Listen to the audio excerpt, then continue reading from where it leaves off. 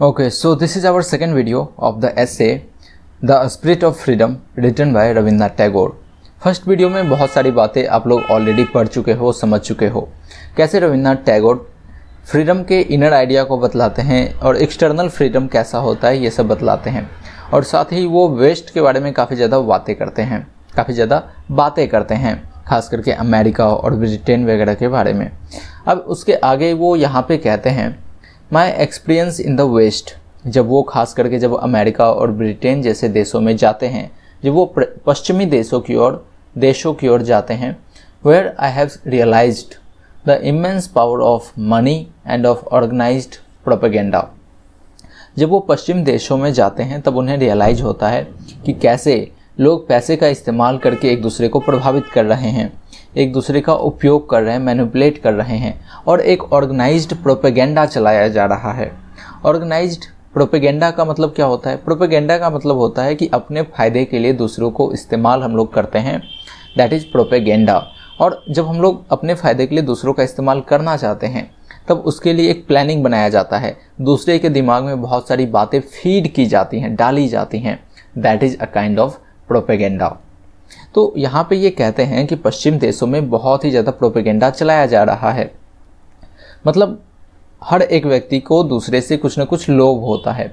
जैसे अगर हम लोग सरकार का एग्जाम्पल लें तो सरकार वो चाहती है कि जो हमारे पब्लिक हैं वो हमेशा मेरे सपोर्ट में रहे।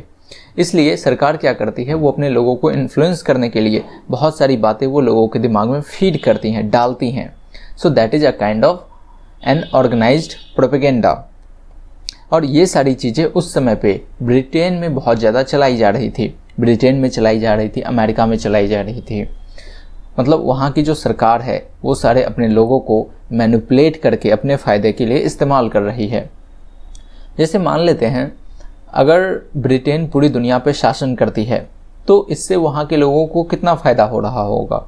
बहुत ही कम। ज़्यादा फ़ायदा किसको हो रहा है? उन लोगों को जो शासन में बैठे हुए हैं, जो ऊपर के लेवल के लोग हैं, उनको बहुत ज़्यादा फ़ायदा हो रहा है। और वहाँ पे मारे कौन जा रहे होंगे? जो आम सैनिक हैं वो मर रहे होंगे, क्योंकि उन्हें ही जाके युद्ध लड़ना पड़ता होगा ना, ग्राउंड पे तो उन्हें ही रहना पड़ रहा है। तो युद्ध करने के लिए जो लोअर सैनिक हैं वो जा रहे हैं, मारे वो जा रहे हैं, जबकि इन सारी चीज़ों का फ़ायदा कौन उठा रहा है? जो हायर अथॉरिटी वाले लोग हैं वो। और उन लोगों को ऐसा कहा जा रहा है कि आप पूरी दुनिया पे शासन कर रहे हो। मतलब ब्रिटिश सरकार जो रही होगी, ब्रिटेन की जो सरकार या फिर रानी रही होंगी, वो अपने लोगों को ऐसा विश्वास दिलवाती होंगी कि आप पूरी दुनिया पे शासन कर रहे हो, आप इस दुनिया के सबसे ज़्यादा ऊपर के लेवल के लोग हो। अब इतने में वहाँ के सारे लोग खुश हो गए और वो लोग एकदम सरकार के पीछे पीछे चलने लगे। और पीछे पीछे चल के उन्होंने क्या किया? पूरी दुनिया पे उन्होंने गुलाम किया, मतलब कि सबको गुलाम किया और सब पे जाके शासन किया। लेकिन असल फ़ायदा किसको मिला? असल फ़ायदा मिला जो ऊपर में बैठे हुए लोग हैं उनको। जैसे बहुत सारे आप लोग जब नॉवेल्स पढ़ोगे, जैसे कि जोसेफ कॉनराड का अगर आप लोग नॉवेल पढ़ोगे तो आपको समझ में आएगा कि कैसे जो इवन ब्रिटेन के जो लोग हैं वो लोग जब जाते थे किसी दूसरे देशों में शासन करने के लिए, तब ऐसा नहीं था कि सब कुछ बहुत ही अच्छा होता था। उनको बहुत ही बदतर हालात का सामना करना पड़ता था। मतलब समझो अगर कोई ब्रिटेन का आदमी अफ्रीका में जा रहा है शासन करने के लिए, वहाँ पे कोई काम करने के लिए, तो ऐसा नहीं था कि वहाँ पे वो राजा महाराजा की तरह रहता था। नहीं, उसको बहुत सारी समस्याओं का सामना करना पड़ता था। और यही चीज़ हम लोग एक नॉवेल में देखते हैं, द हार्ट ऑफ डार्कनेस में, जो जोसेफ कॉनराड के द्वारा लिखा गया एक नॉवेल है। उस नॉवेल में एक कैरेक्टर होता है मार्लो। मार्लो जब अफ्रीका के कोंगो रिवर के पास जाता है वहाँ पे काम करने के लिए, तब उसे बहुत ही बदतर दृश्य देखने को मिलता है। अब ब्रिटेन के लोगों के द्वारा जो अफ्रीकन्स हैं उनका हालात तो काफ़ी ख़राब बनाया ही गया है, लेकिन साथ ही साथ जो इवन ब्रिटिशर्स हैं, नीचे लेवल के जो लोग हैं जिन्हें ग्राउंड पे काम करना पड़ रहा है, उनका हालात भी बहुत ही ज़्यादा ख़राब होता है। और इवन ख़राब हालात होने के बावजूद वो लोग वहाँ पे काम करने के लिए उत्सुक होते हैं, काम करना चाहते हैं। क्यों? क्योंकि सरकार के द्वारा एक प्रोपेगेंडा चलाया जा रहा है कि आप लोग इस दुनिया के सबसे ऊपर लेवल के लोग हो, आपको पूरी दुनिया में जाके शासन करना है। अब शासन करने का मतलब है कि आपको अच्छा जीवन मिलना चाहिए, लेकिन आपको मिल क्या रहा है? आपको एक बदतर जीवन मिल रहा है। तो फिर ये तो आप ही का नुकसान हो रहा है, लेकिन आप ही को इस तरीके से मैनिपुलेट किया गया है कि आप वो सारी चीज़ें करने के लिए फिर भी रेडी हो। working everywhere behind screens of camouflage, creating an atmosphere of distrust, timidity and antipathy। अब देखो पूरे वेस्ट में क्या हो रहा है, जो पश्चिमी देश है वहाँ पे क्या हो रहा है, हर एक व्यक्ति ऐसा प्लानिंग कर रहा है कि कैसे दूसरे लोगों का पैर खींच लिया जाए, उसको गिरा दिया जाए और खुद उसके ऊपर पहुंच जाया जाए। तो हर एक व्यक्ति जो है सो एक मास्क लगाए हुए है, मतलब अपना असली चेहरा वो छुपाए हुए है और नकली चेहरा लेकर वो लोगों के सामने ढोंग कर रहा है, नाटक कर रहा है। जैसे कैमोफ्लैग का यहाँ पे मतलब क्या होगा, कैमोफ्लैग का जब सैनिक जाते हैं कहीं पे लड़ाई लड़ने के लिए, मान लेते हैं कोई सैनिक है वो उसे जंगल में जाकर कहीं पे लड़ाई लड़नी है, तो नॉर्मली आप लोगों ने मूवीज में ऐसा सीन्स आप लोगों ने देखा होगा कि जो सैनिक होते हैं वो खुद को इस तरीके से तैयार कर लेते हैं जैसे कि कोई वो पेड़ हो, मतलब पेड़ की तरह वो तैयार कर लेते हैं खुद को और जंगल में कहीं पे भी जाके छुप जाते हैं। फिर आप आइडेंटिफाई नहीं कर पाओगे कि ये असली पेड़ है या फिर पेड़ का रूप लिए हुए कोई वहाँ पे बैठा हुआ है, आप ये नहीं समझ पाओगे। तो वैसे ही आपके आसपास में बहुत सारे लोग हैं जो एक ढोंग कर रहे हैं, जो असली चेहरा मतलब दिखा तो ऐसे रहे हैं कि ये दुनिया के सबसे अच्छे व्यक्ति हैं, आपका बहुत फ़ायदा चाहते हैं, लेकिन असल में उनका असल मकसद कुछ और होता है। तो ये सारी चीज़ें वेस्ट में बहुत ज़्यादा है, अमेरिका में बहुत ज़्यादा है। हर एक ऑफिसर दूसरे ऑफिसर्स को गिरा के उसके ऊपर जाना चाहता है। तो मतलब कि जो बैकग्राउंड में चीज़ें हो रही हैं, बहुत सारे प्रोपेगेंडा हो रहे हैं, प्लानिंग हो रही हैं, और इसकी वजह से क्या हो रहा है, कोई भी व्यक्ति एक दूसरे पे ट्रस्ट नहीं कर पा रहा है। पूरा एक डिस्ट्रस्ट का माहौल है और संकोच का माहौल है। हर व्यक्ति दूसरे व्यक्ति को संकोच के भाव से देखता है, उस पर विश्वास नहीं कर पा रहा है कि ये व्यक्ति असल में है क्या। एंड एंटीपैथी मतलब कोई भी एक दूसरे को पसंद नहीं कर रहा है। Has impressed me deeply with the truth that real freedom is of the mind and spirit. और इसीलिए रविन्द्रनाथ टैगोर ये विश्वास करते हैं, इसलिए मानने पे मजबूर होते हैं कि एक्सटर्नल फ्रीडम तो यहाँ पे भी है। मतलब कि अगर हम लोग ब्रिटेन के लोगों की बात करें तो वो लोग तो पूरी तरीके से आज़ाद थे, अंग्रेज तो पूरे तरीके से आज़ाद थे, फिर तो उनका अपना जीवन काफ़ी खुल के जीना चाहिए था, उन्हें दूसरों से उतना ये नहीं होना चाहिए था, परेशान नहीं होना चाहिए था, इतनी ज़्यादा प्लानिंग और प्लॉटिंग की ज़रूरत नहीं होनी चाहिए थी। लेकिन वो लोग भी परेशान हैं, वो लोग भी मतलब पूरी तरीके से आज़ाद होने के बावजूद, एक्सटर्नली तो आज़ाद है ना, अंग्रेज़ों पे तो कोई शासन नहीं कर रहा था, फिर वो लोग ऐसे किस हालात में है कि उतना ज़्यादा उन्हें प्लानिंग करने की ज़रूरत पड़ रही है, एक दूसरे को गिराने की ज़रूरत पड़ रही है, इतना ज़्यादा वो अब भी मानसिक रूप से उन्हीं सारी चीज़ों में फंसे हुए हैं। तो इन सारी चीज़ों को देखने के बाद रविन्द्रनाथ टैगोर को ऐसा लगता है कि नहीं, जो असली आज़ादी होती है वो हमारे अंदर से आती है, वो बाहर में कहीं नहीं है। इवन अगर आपको कोई पूरी तरीके से आज़ाद भी कर दे, फिर भी आप क्या होगे, आप फालतू चीज़ों में बंधे हुए रहोगे, आप दूसरों को गिराने में या फिर ऊपर जाने में या फिर झूठ फरेब जो भी निगेटिव चीज़ें होती हैं उन सारी चीज़ों में आप फंसे हुए रह जाओगे और आज़ादी का आप आनंद ही नहीं ले पाओगे। तो रविन्द्रनाथ टैगोर कहते हैं कि आज़ादी आपके भीतर से आनी चाहिए, ये ज़्यादा ज़रूरी है, आपके दिमाग से आनी चाहिए, मतलब मानसिक रूप से आप आज़ाद होने चाहिए और फिर आत्मीय रूप से आप आज़ाद होना चाहिए। अब यहाँ पे देखो ना, ब्रिटेन में ही वो लोग पूरी तरीके से आज़ाद हैं, लेकिन फिर भी हर एक ऑफिसर दूसरे ऑफिसर से ऊपर जाना चाहता है, हर एक व्यक्ति दूसरे व्यक्ति से ज़्यादा अच्छा करना चाहता है या फिर ज़्यादा पैसे वाला बनना चाहता है। तो वो आज़ाद कहाँ है, वो तो कंपटीशन कर रहा है दूसरे से, वो तो प्लानिंग कर रहा है कि कैसे दूसरों को नीचा कर दे और खुद ऊपर हो जाए। तो वो भी आज़ाद नहीं है, वो बंधा हुआ है किन चीज़ों से, संपत्ति से, पावर से, तो आज़ाद तो नहीं है। इसलिए आज़ादी इस बात में ज़्यादा है कि व्यक्ति मानसिक रूप से आज़ाद हो, अपने आत्मा से आज़ाद हो। It can never come to us from outside. आज़ादी जो है सो कोई आपको बाहर से नहीं दे सकता कि जाओ बेटे तुम आज से आज़ाद हो गए, जाओ बेटी तुम आज से आज़ाद हो गई। ये चीज़ उतनी इम्पोर्टेंट नहीं है जितना कि आप मानसिक रूप से आज़ाद रहो। मान लेते हैं इस चीज़ को बड़ा ही अच्छे से समझते हैं थोड़ा सा, एज ए स्टूडेंट आपके लिए ये बहुत ज़रूरी है। आपके माता पिता आपसे कहते हैं कि जाओ आज तुम आज़ाद हो गए, फिर आप सोचते हो कि मैं जाता हूँ, पूरा दुनिया घूमूंगा और पूरी दुनिया में जो भी चीज़ें हैं मैं उसे सीखूंगा। दूसरा ऑप्शन ये भी तो हो सकता है कि आप घर में रहते हो और आपका दिमाग पूरी तरीके से खुला है, आप दुनिया के अलग अलग चीज़ों को जानना चाहते हो, एक्सप्लोर करना चाहते हो, सीखना चाहते हो। तो जब आपका दिमाग खुला हुआ रहेगा तो आप एक जगह पर रह के भी अपने जीवन को बहुत ही अच्छे से जी सकते हो। अगर आप मानसिक रूप से आज़ाद हो तो नहीं तो अगर आपको पूरा खुला भी छोड़ दिया जाएगा फिर भी आप क्या करोगे, कहीं पे जाके वैसी चीज़ों में बंध जाओगे जो मतलब दोबारा से आप कहीं पे जाके बंध जाओगे। क्यों? क्योंकि आप मानसिक रूप से कभी आज़ाद थे ही नहीं। तो मानसिक रूप से आज़ाद रहना ज़्यादा ज़रूरी है। He only has freedom who ideally loves freedom himself and is glad to extend it to others.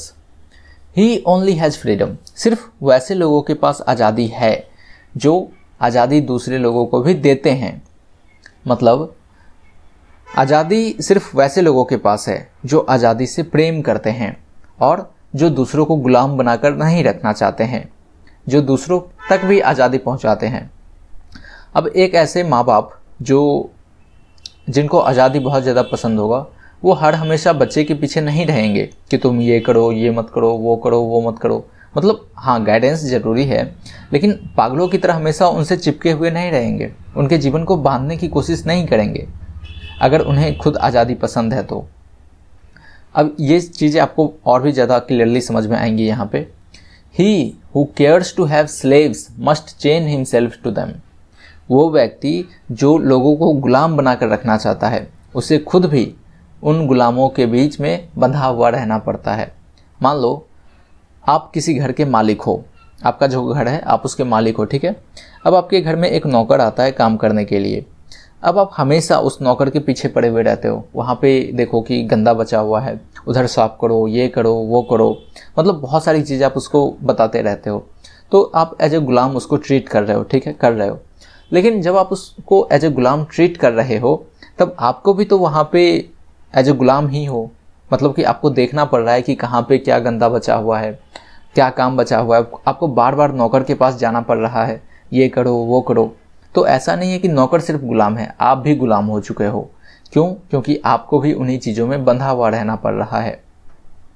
तो वो व्यक्ति जो दूसरों को गुलाम बनाना चाहता है, उसे ये बात समझ में आनी चाहिए कि वो खुद भी गुलाम है। गुलाम इस सेंस में है कि अगर आपको किसी को कमरे में बंद करना है तो फिर आपको वहाँ पे पहरेदारी करनी होगी लगातार, आपको भी वहाँ पे, कि वो व्यक्ति असल में कमरे में है या नहीं है। ये बस एक एग्जाम्पल था, आप इसको एग्जाम्पल के तौर पे समझ सकते हो। ऐसा मत बोलने लगना कि हम लोग सिंपली गेट बंद करके चले जाएंगे। He who builds walls to create exclusion for others builds walls across his own freedom. वो व्यक्ति जो बड़े बड़े दीवारों का निर्माण करवाता है ताकि बाहर से कोई भी अंदर ना आ सके।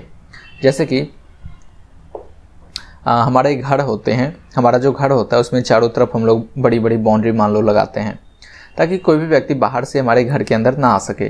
लेकिन क्या फिर जब हम लोग बड़ी बड़ी दीवारें बनाते हैं तो क्या फिर हम लोग खुद घर से बाहर कैसे जाएंगे? अब आप लोग कहोगे कि गेट से जाएंगे, गेट की चाबी तो हमारे पास होती है। तो बात सही है, लेकिन जब आप लोग इसका सही मीनिंग देखो तो फिर अगर आप कहीं पे दीवार बनाते हो तो ऐसा नहीं है कि सिर्फ आप बाहर से आने वाले लोगों को रोक रहे हो, बल्कि आप खुद भी बाहर नहीं जा सकते। और अगर वहाँ पे वो है, गेट है, दरवाज़ा है, तो फिर बाहर से भी तो लोग अंदर आ सकते हैं। हो सकता है आपने ताला लगाया हो, ताला तो तोड़ा जा सकता है, जो दीवार तोड़ने से ज़्यादा आसान है। He who distrusts freedom in others loses his moral right to it. और वो व्यक्ति जो दूसरों की आज़ादी को छीनता है, जो दूसरों को आज़ाद देखना नहीं चाहता है, तो उसे ये भी समझ लेना चाहिए कि आज़ादी उसके लिए भी नहीं बनी है। मतलब उसका भी जो अधिकार है आज़ादी का, वो ख़त्म हो जाता है अगर वो दूसरे की आज़ादी को छीनता है तब।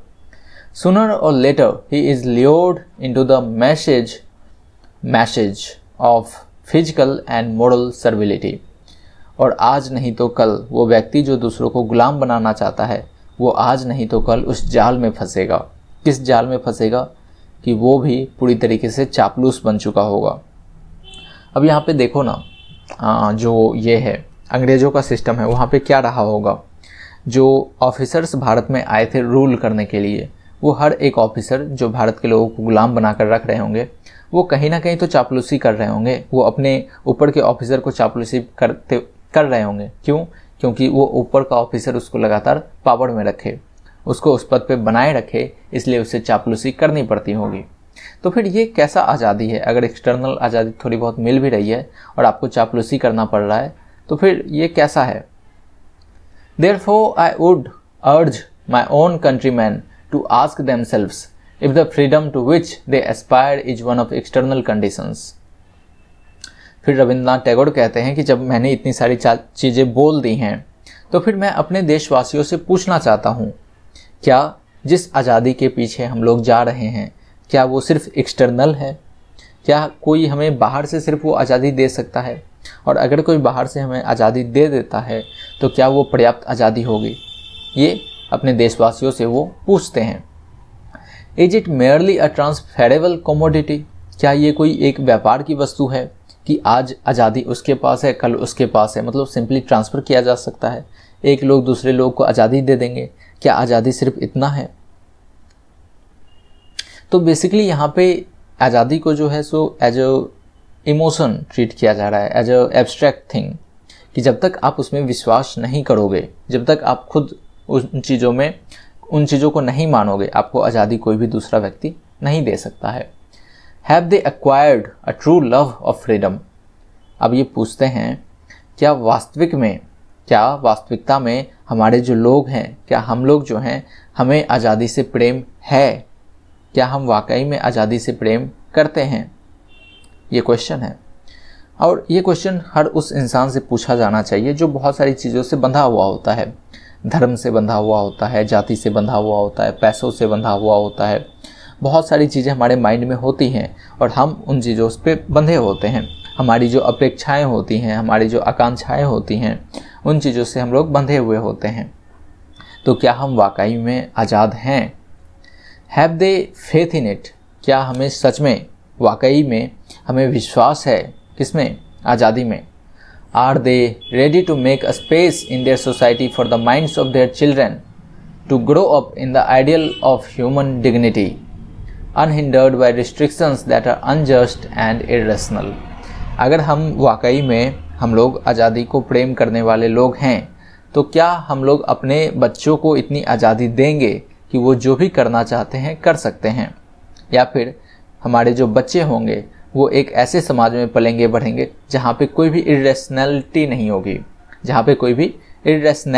होगी, मतलब कोई भी अतर्क संगत बातें नहीं होंगी, जैसे कि उस समय पे कास्टिज्म बहुत ज़्यादा चलता था और लोगों का जन्म कहाँ हुआ है वो निर्धारित करता था कि वो व्यक्ति कौन सा काम करेगा। तो इस तरीके की बहुत सारी चीज़ें चलती थी।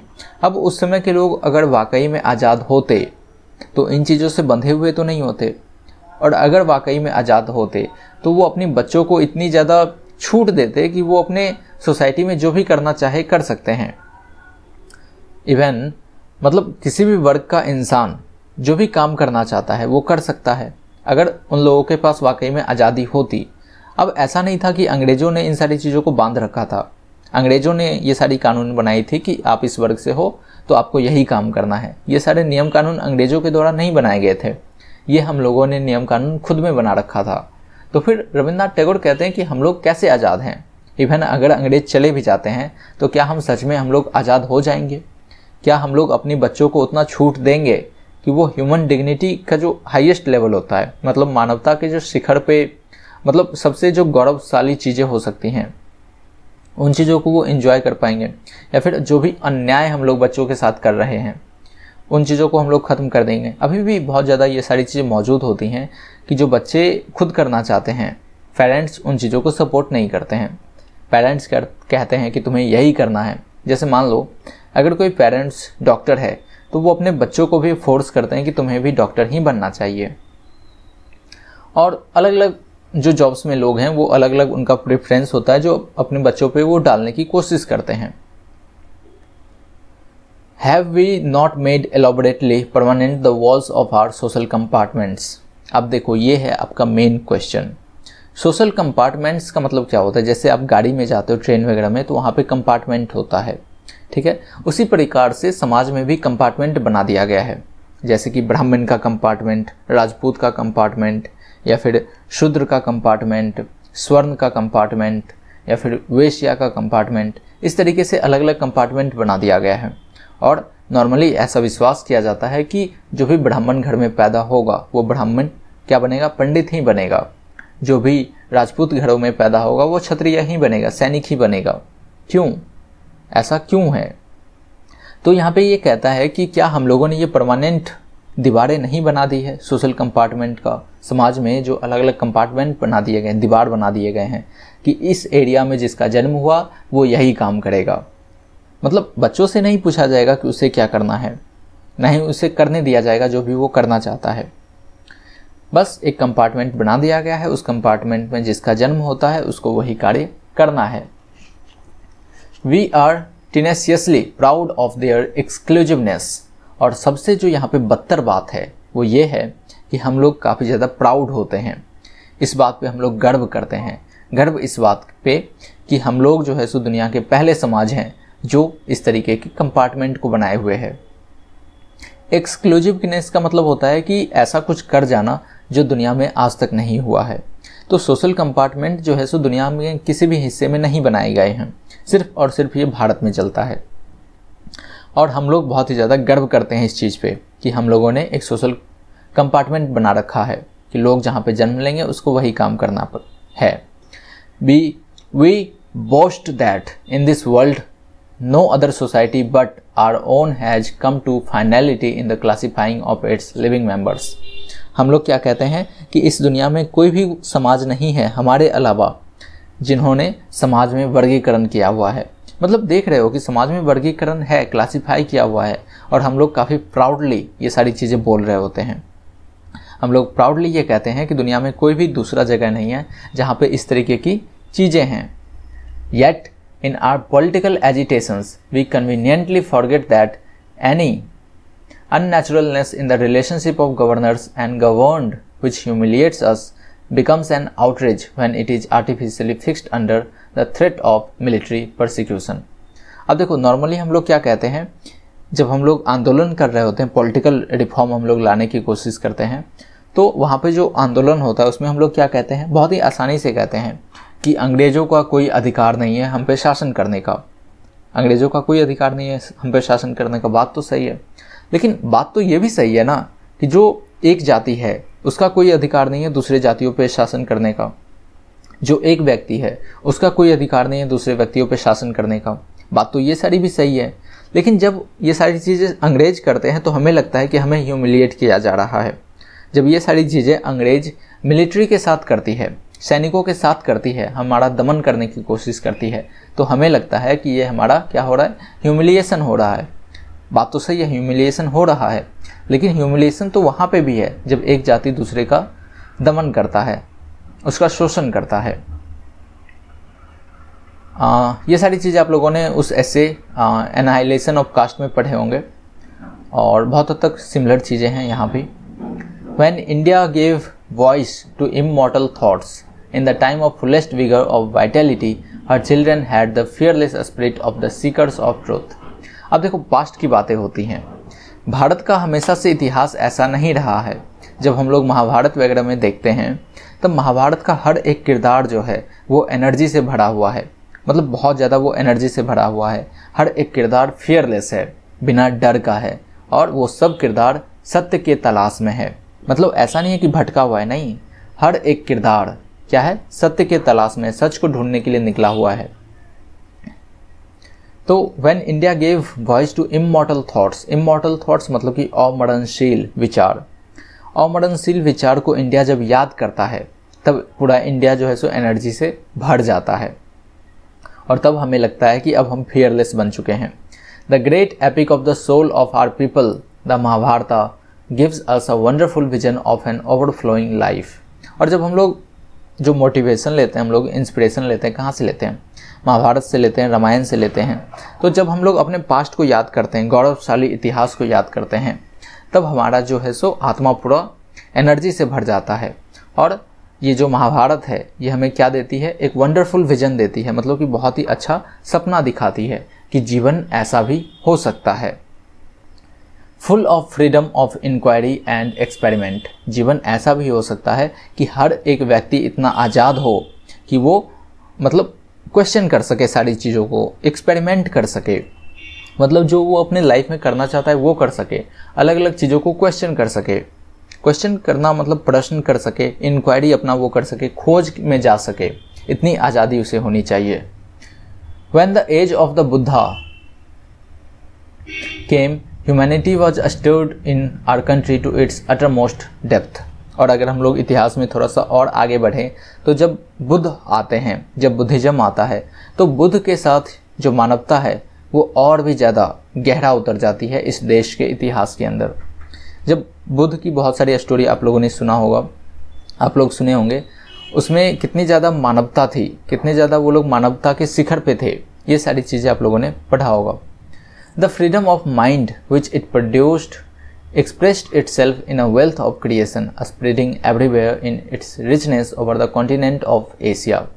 और ये सारी चीज़ें जब हम लोग अपने पास्ट को देखते हैं, इतिहास को देखते हैं, तब हमें समझ में आता है कि वो लोग कितने आज़ाद हुआ करते थे। और अभी हम लोग क्या हो रहे हैं, मानसिक रूप से भी धीरे धीरे गुलाम हो रहे हैं। जैसे अलग अलग ऐसे आप लोगों ने पढ़ा होगा, तो आपको अगर पता होगा कि जब वैदिक संस्कृति यहाँ पे चला करती थी, अभी से लगभग 5000 साल पहले, तो हम लोग सच में बहुत ही ऊपर हुआ करते थे। हमारा जो सोच हुआ करता था बहुत ही ऊपर हुआ करता था। फिर अभी से लगभग 2000 साल पहले जब मनुस्मृति आती है, और मनुस्मृति के आने के कुछ समय बाद अगर आप लोगों ने वो ऐसे देखा है विडोहुड, तो उसमें ये सारी चीज़ें बताई जाती हैं कि अभी से लगभग 2000 साल पहले कैसे बहुत सारी कुप्रथा समाज में आने लगती है। अभी से 5000 साल पहले जहाँ पे हम लोग विडो रीमैरिज में विश्वास किया करते थे, वहीं पे अभी से 2000 साल पहले हम लोग विडो रीमैरिज को पूरी तरीके से बंद कर चुके थे। और हम लोगों ने झूठा ये फैला दिया था कि मनुस्मृति या फिर वेद में मना किया गया है इन चीज़ों को। तो कैसे हम लोग नीचे की तरफ आए हैं, हमारा जो पास्ट रहा है वो काफ़ी ऊपर रहा है। हम लोग पास्ट में बहुत सारी अच्छी चीज़ें करते थे, लेकिन धीरे धीरे हमारा जैसे जैसे समाज बढ़ता गया आगे, हम लोग बुरी चीज़ों की ओर बढ़ते गए। पहले ये जो समाज में वर्गीकरण है ये सब पहले नहीं हुआ करता था, फिर बाद में हम लोगों ने समाज में वर्गीकरण कर दिया और हम लोग बहुत ही प्राउड होने लगे इन चीज़ों पे। तो रविन्द्रनाथ टैगोर कहते हैं कि हमारा जो इतिहास रहा है, महाभारत को देखो, भगवान बुद्ध को देखो, उस समय पे जो समाज रहा है वो एक अलग लेवल का रहा है। और इन सारी चीज़ों का जो ज्ञान है, जो रिचनेस है, वो पूरे एशिया में फैला है।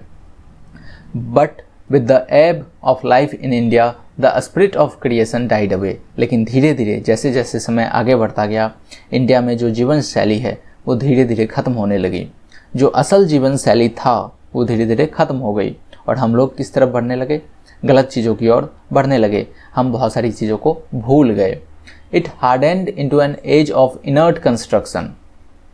और अभी देखो तो हम लोग ऑलमोस्ट एक ऐसे एज में आ चुके हैं जब लगता है कि ये जो एज है ये शिथिल पड़ चुका है। मतलब इस एज में ना तो सोचने की शक्ति है, ना खुद से कुछ करने की शक्ति है, पूरी तरीके से शिथिल हो चुका है ये age. The organic unity of a varied and elastic society gave way to a conventional order which proved its artificial character by its inexorable law of exclusion। और अभी एक समय में हम लोग देखें तो जो विविध समाज हुआ करता था, जहाँ पे अलग अलग तबके के लोग रहा करते थे, और वो सब इतने लचीलेपन में रहते थे कि किसी भी समाज का व्यक्ति कुछ भी कर सकता है। मतलब कोई भी एक दूसरे पे शोषण करने का कोशिश नहीं कर रहा था।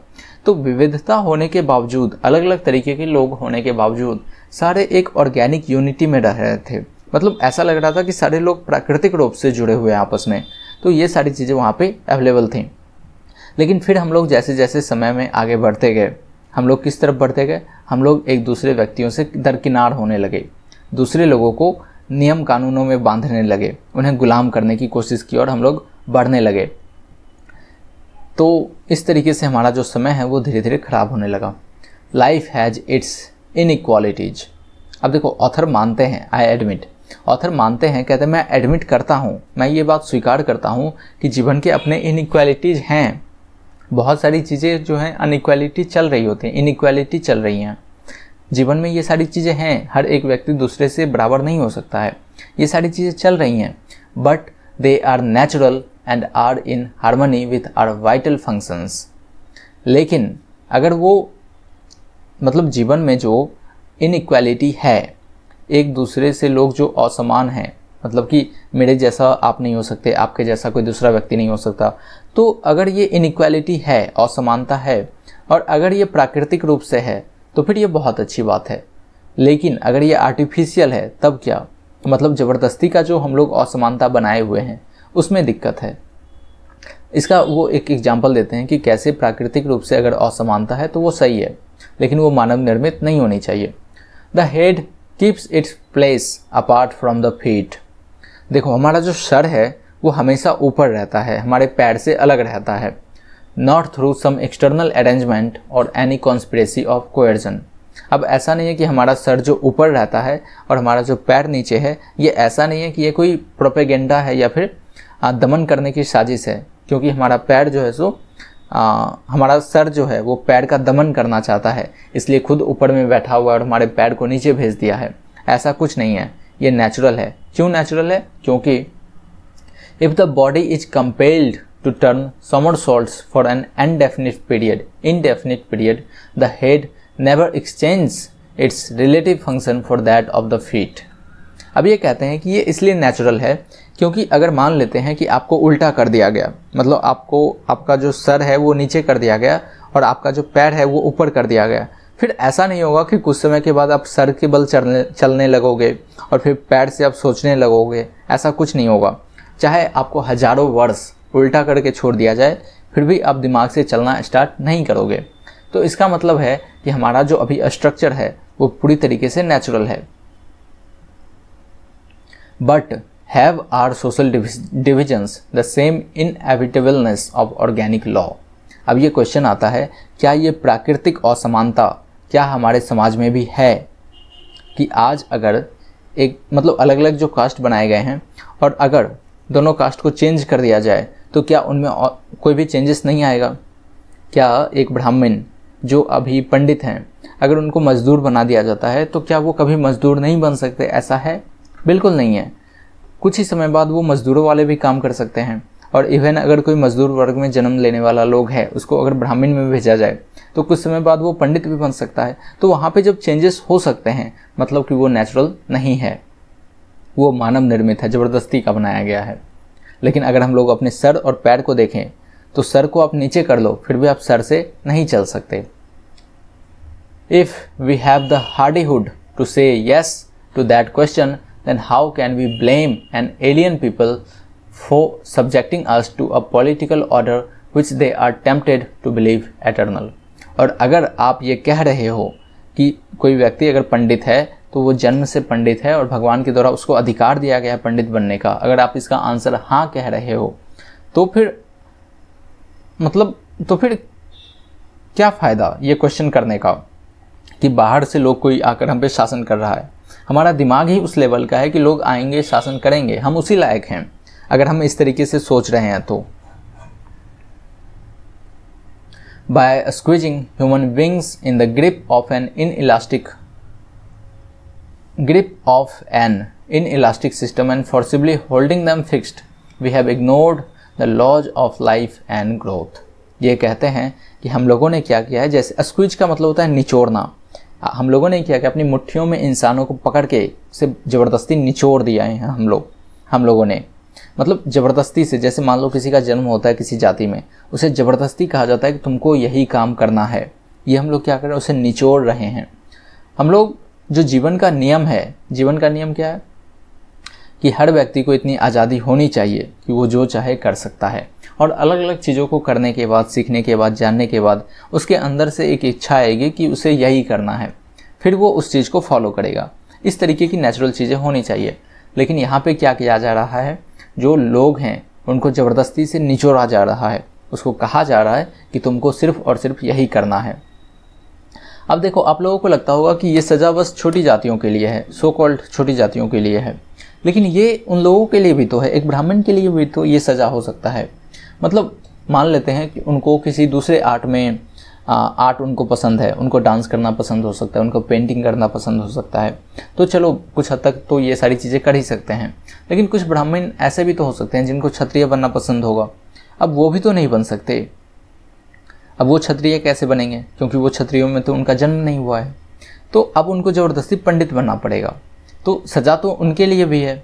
तो जब वो दूसरों के लिए रिस्ट्रिक्शन क्रिएट कर रहे हैं कि तुम दूसरी जाति में होकर पंडित नहीं बन सकते, तो ये रिस्ट्रिक्शन वो खुद के लिए भी तो बना रहे हैं।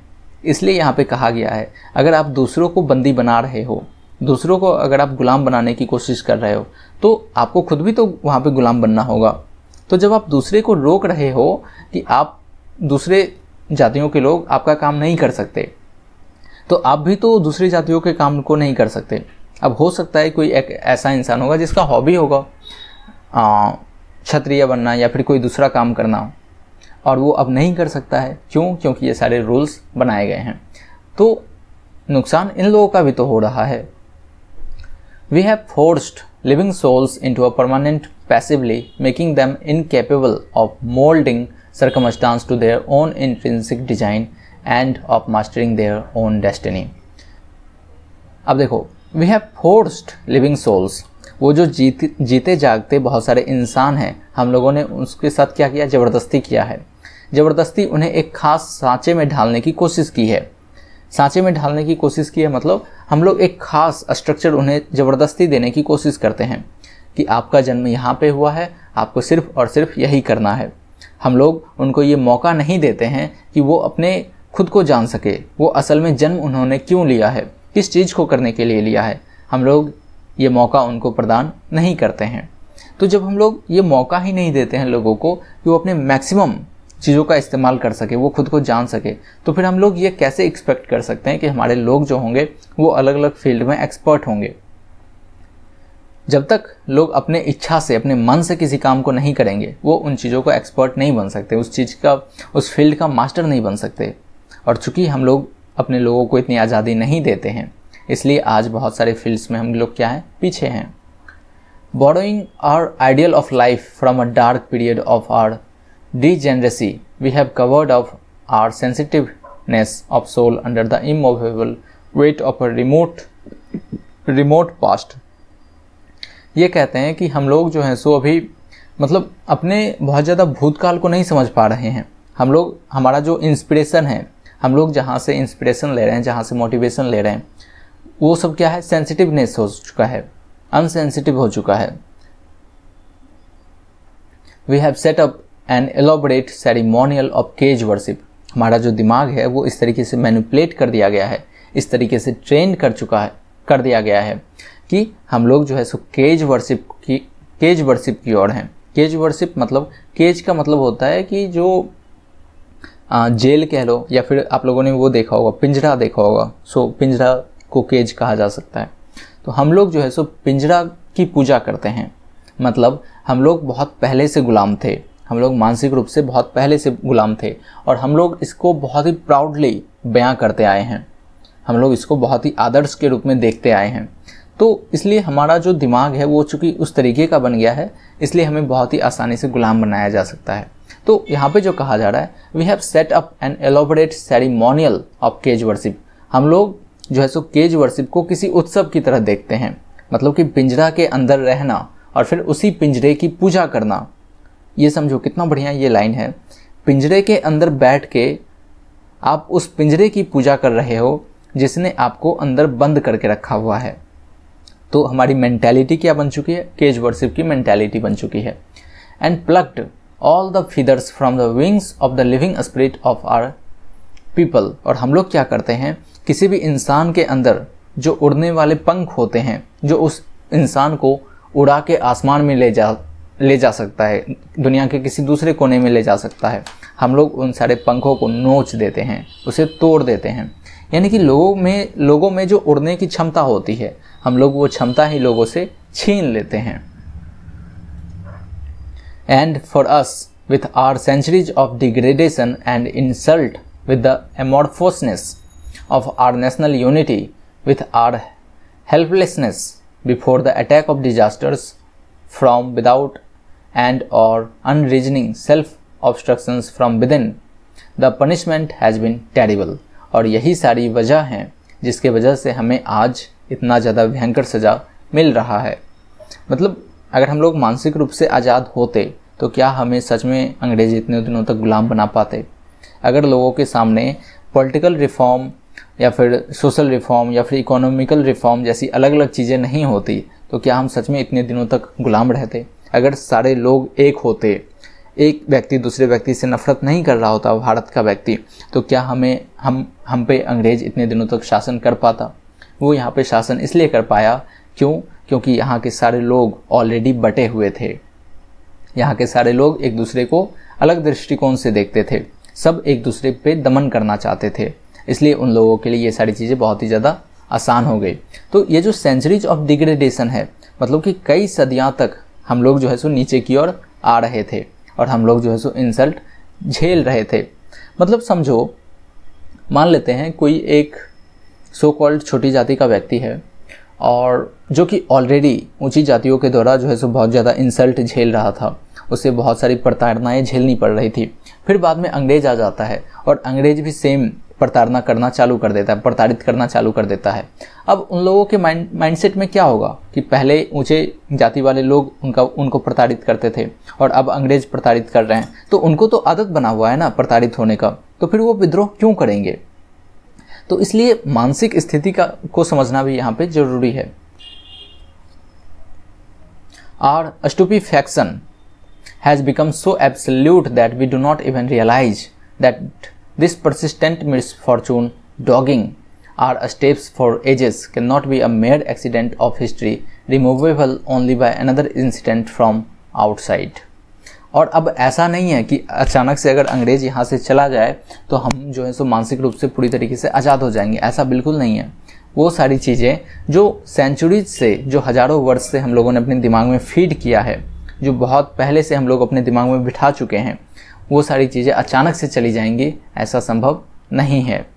आर स्टुपिफैक्शन, हम लोग जो है सो अनेबल टू थिंक हैं, मतलब हम लोगों को ये आदत लग चुकी है कि हम लोग सोचना ही बंद कर चुके हैं। हैज़ बिकम सो एब्सोल्यूट, मतलब ये बहुत ज़्यादा गहरा हमारे मन में उतर चुका है कि हम लोगों ने सोचना बंद कर दिया है। और इसलिए हमें ये रियलाइज भी नहीं होता है दैट दिस परसिस्टेंट मिसफॉर्चून, ये जो हमारा भाग्य है, दुर्भाग्य है, ये जो हमारा दुर्भाग्य लगातार चला आ रहा है, डॉगिंग आर स्टेप्स फॉर एजेस, ये हम पे कई सदियों से हमारे ऊपर है। मतलब ये जो दुर्भाग्य हमारा चला आ रहा है, हम लोग कई सदियों से इन सारी चीज़ों में बंधे हुए हैं। अंग्रेज से पहले यहाँ पे कास्टिज्म था, यहाँ पे धर्म को लेके बहुत सारी चीज़ें चल रही थी, गरीबी बहुत ज़्यादा थी, वगैरह वगैरह बहुत सारी चीज़ें थी, और लोग ये समझ तक नहीं पा रहे थे कि ये उनका दुर्भाग्य है, जीवन इससे बेहतर भी हो सकता है। लोग इसको नहीं समझ पा रहे थे। क्यों? क्योंकि लोगों ने सोचना बंद कर दिया था। और ऐसा है कि सिर्फ अंग्रेज़ों के चले जाने से सारी चीज़ें बेहतर हो जाएंगी, ये संभव नहीं है। Unless we have true faith in freedom, जब तक हम लोग असल में आज़ादी में विश्वास नहीं करेंगे, आज़ादी को नहीं समझेंगे, knowing it to be creative, manfully taking all its risks, not only do we lose the right to claim freedom in politics, but we also lack the power to maintain it with all our strength। और अगर आज भी हम लोग freedom को सही से नहीं समझ पाते हैं, मानसिक रूप से अगर हम आज़ाद नहीं होते हैं, तो अगर पॉलिटिकली हम आज़ाद हो भी जाएं, अगर अंग्रेज यहाँ से चले भी जाएं, फिर भी जो है सो हम लोग क्या हो सकेंगे, हम में इतनी क्षमता नहीं होगी कि हम लोग अपने शासन व्यवस्था को अच्छे से चला सकेंगे। For that would be like assigning the service of God to a confirmed atheist. और ये जो होगा, ये कुछ ऐसा होगा जैसे कि भगवान की पूजा करने के लिए आप एक नास्तिक व्यक्ति को भेजते हो। कुछ वैसा ही होगा जब दिमाग से गुलाम व्यक्तियों को आप पूरी तरीके से आज़ादी दे देते हो। मतलब हुआ ना कि एक खुला मैदान में आपको छोड़ दिया गया है, लेकिन आपके आंखों पे पट्टी बंधी हुई है, आप खुले मैदान में हो, लेकिन आप देख ही नहीं सकते कि खुला मैदान कैसा है। क्यों? क्योंकि आपने अपनी आंखों पे पट्टी बांध रखा है। वैसे ही जो व्यक्ति दिमाग से गुलाम है, उसको पूरी आज़ादी मिलने के बाद भी वो उस आज़ादी का लुत्फ नहीं उठा पाएगा, उसको वो सही से इस्तेमाल नहीं कर पाएगा। और वैसे ही है, अगर किसी नास्तिक को पूजा करने के लिए भेज दिया जाए, तो चूंकि वो दिमागी रूप से नास्तिक है, उसे भगवान में विश्वास ही नहीं है, तो फिर वो क्या पूजा करेगा, क्या भगवान का वो सेवा करेगा? नहीं करेगा। And men who contemptuously treat their own brothers and sisters as eternal babies, never to be trusted in the most trivial details of their personal life. और वो सारे लोग जो इवन अपने भाई बहनों को ही तिरस्कार के भाव से देखते हैं, मतलब भारतवासी सारे एक दूसरे में भाई बहन होने चाहिए। मतलब जो हमारे भारत के दूसरे लोग हैं, कम से कम हम उन्हें अपने भाई तो समझेंगे कि बगल वाला भी मेरा क्या है, भाई है, उसके साथ भी कुछ बुरा नहीं होना चाहिए। बेसिक थॉट्स ऐसे होने चाहिए ना, लेकिन हम लोग क्या करते हैं, तिरस्कार के भाव से देखते हैं। तो फिर ये कहते हैं ये तो बहुत ही तुच्छ चीज़ है, ऐसे लोगों पर विश्वास नहीं किया जा सकता। coercing them at every step by the cruel threat of persecution into following a blind lane leading to nowhere। और ये सारे जो लोग हैं ये दूसरों को मजबूर करते हैं एक खास चीज़ को फॉलो करने के लिए, उसे डरा के धमका के। Driving a number of them into hypocrisy and into moral inertia. और ये सारे जो लोग हैं ये दिमागी रूप से पूरी तरीके से क्या हो चुके हैं, निष्क्रिय हो चुके हैं। Will fail over and over again to rise to the height of their true and saviour responsibility. और ऐसे लोग जो अपने ही लोगों का टॉर्चर करना चाहते हैं, ये लोग कभी भी अपने जीवन के शिखर तक नहीं पहुंच पाएंगे। वो जो जिम्मेदारी लेने का एक भाव होता है वो उनमें कभी भी नहीं आ पाएगा। They will be incapable of holding a just freedom in politics end of fighting in freedoms cause. और ऐसे लोगों को अगर पूरी तरीके से आज़ादी दे भी दी जाती है, लेकिन फिर भी अगर उनके दिमाग में ये बैठा हुआ है कि उन्हें अपने लोगों का ही टॉर्चर करना है, तो फिर वो क्या करेंगे, कभी भी वो आज़ादी का सही से इस्तेमाल नहीं कर पाएंगे, लोगों के लिए वो काम नहीं कर पाएंगे। The civilisation of the West has in it the spirit of the machine which must move, and to that blind movement human lives are offered as fuel keeping up the steam power. अब यहाँ पे देखो, waste के civilisation की बात हो रही है। सिविलाइजेशन मतलब कि आपका जीवन शैली किस प्रकार का है, आपका सभ्यता किस प्रकार का है। तो जो पश्चिमी देशों का सभ्यता है वहाँ पे जो है सो एक मशीन चल रहा है, मान लेते हैं एक मशीन चल रहा है। उस मशीन का उद्देश्य यह है कि अलग अलग दुनिया के जगहों पे जाना है और वहाँ पे लोगों को अपना गुलाम बनाना है। और ये जो मशीन चल रही है उसमें फ्यूल जो लग रहा है, जो उसमें तेल जल रही है या फिर जो भी फ्यूल है वो जो जल रहा है वो क्या जल रहा है, उसे अपने ही लोगों की आहुति देनी पड़ रही है। मतलब अपने लोगों को मार के या फिर सामने वाले जो लोग हैं उसको मार के उस मशीन में डाला जाता है, फिर वो सारे लोग मरते हैं, फिर उससे एनर्जी क्रिएट होती है और फिर मशीन चलता है और उस देश को गुलाम बना लिया जाता है। It represents the active aspect of inertia which has the appearance of freedom. अब देखो, अंग्रेज जो है वो पूरी तरीके से आज़ाद नहीं है, नहीं, वो इनर्सिया मतलब कि निष्क्रिय हो चुके हैं, वो अब सोचना बंद कर चुके हैं। उन लोगों को लग रहा है कि वो आज़ाद हैं, बट वो आज़ाद नहीं है, वो अपने दिमागी रूप से क्या हो चुके हैं, निष्क्रिय हो चुके हैं। But not its truth and therefore gives rise to slavery both within its boundaries and outside. और चूंकि वो सारे लोग निष्क्रिय हो चुके हैं दिमागी रूप से, सोचना वो लोग बंद कर चुके हैं, इसलिए वो खुद भी गुलाम बने हुए रहते हैं और दूसरे लोगों को भी गुलाम बनाते हैं। The present civilisation of India has the constraining power of the mould. It squeezes living man in the grip of rigid regulations, and its repression of individual freedom makes it only too easy for man to be forced into submission of all kinds and degrees। और चूंकि भारत के लोग सारे already एक दूसरे का torture कर रहे थे, दमन कर रहे थे, दबाव में रख रहे थे, इसलिए उन लोगों के लिए ये और भी आसान हो जाता है कि भारत के लोगों को वो अपने मर्जी से इस्तेमाल कर सकते हैं, जैसा चाहे वो अपने अकॉर्डिंग लोगों को बना सकते हैं। In both of these traditions, life is offered up to something which is not life। अब चाहे वो इंडियन कल्चर हो, चाहे वो वेस्टर्न कल्चर हो। अब देखो, भारत के सभ्यता में क्या था उस समय पे, एक जाति दूसरे जाति पे शासन करेगा, ये नॉर्मली चल रहा था। और अंग्रेजों में क्या था कि एक देश दूसरे देशों पे जाके शासन करेगा। अब दोनों ही देश जो है सो, चाहे वो भारत हो चाहे अंग्रेज हो, दोनों का हालत वही है, अंतर किसी में नहीं है। दोनों का मेन मोटिव ये है कि दूसरों पे जाके शासन करना है। अब जो मेन आइडिया है इस एस्से का, एक व्यक्ति जो दूसरे पे शासन करना चाहता है, इसका सिंपल मतलब है कि वो खुद भी आज़ाद नहीं है। जिसे लग रहा है कि वो दूसरों की आज़ादी छीन सकता है, वो खुद भी आज़ाद नहीं है। क्यों नहीं है, ये सारी चीज़ें ऑलरेडी आप लोग पढ़ चुके हो। It is a sacrifice which has no god for its worship and is therefore utterly in vain. लोगों को लग रहा है कि वो बहुत ही बड़ी क्या कर रहे हैं, आहुतियाँ दे रहे हैं, मतलब सेक्रीफाइज कर रहे हैं खुद को। लेकिन किसके लिए सेक्रीफाइज कर रहे हैं, ये सब व्यर्थ है। मतलब अगर अंग्रेजों को लग रहा है कि वो अपने देश को महान बनाने के लिए जो है सो दूसरे देशों के ऊपर शासन कर रहे हैं, तो ये सब बेकार की बातें हैं, ठीक है। The West is continually producing mechanical power in excess of its spiritual control, and India has produced a system of mechanical control in excess of its vitality।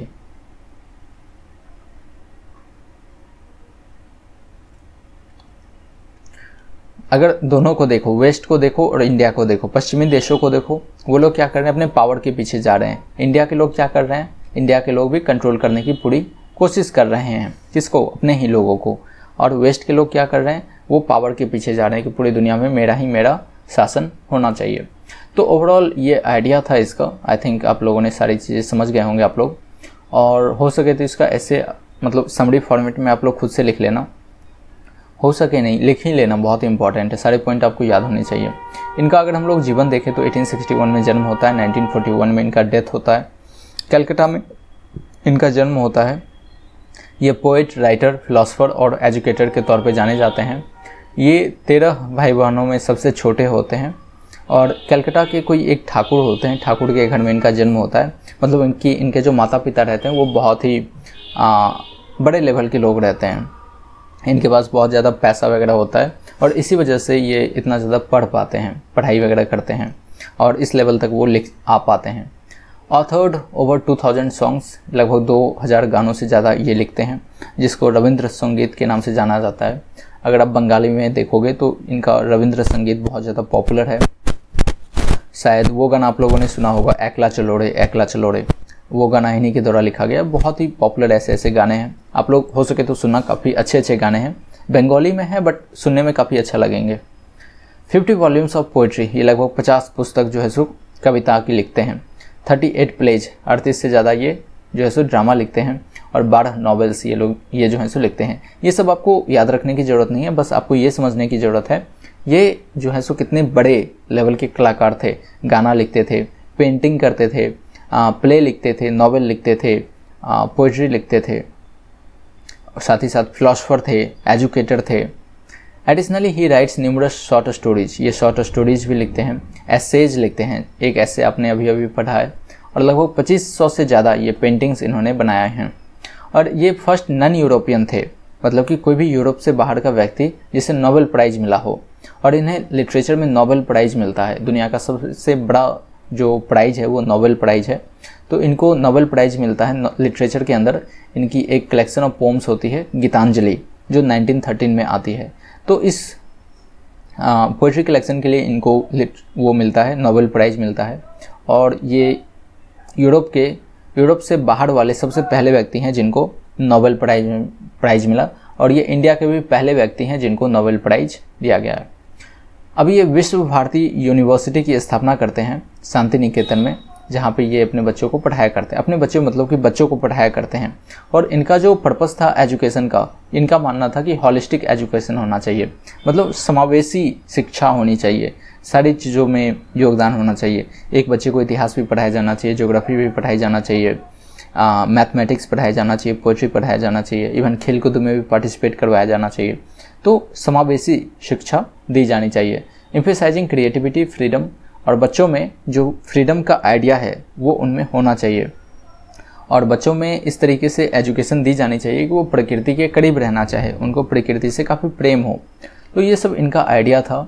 I think ये जो ऐसे थी ये आप लोगों के लिए काफ़ी ज़्यादा हेल्पफुल रही होगी और बहुत ही अच्छी ऐसे थी।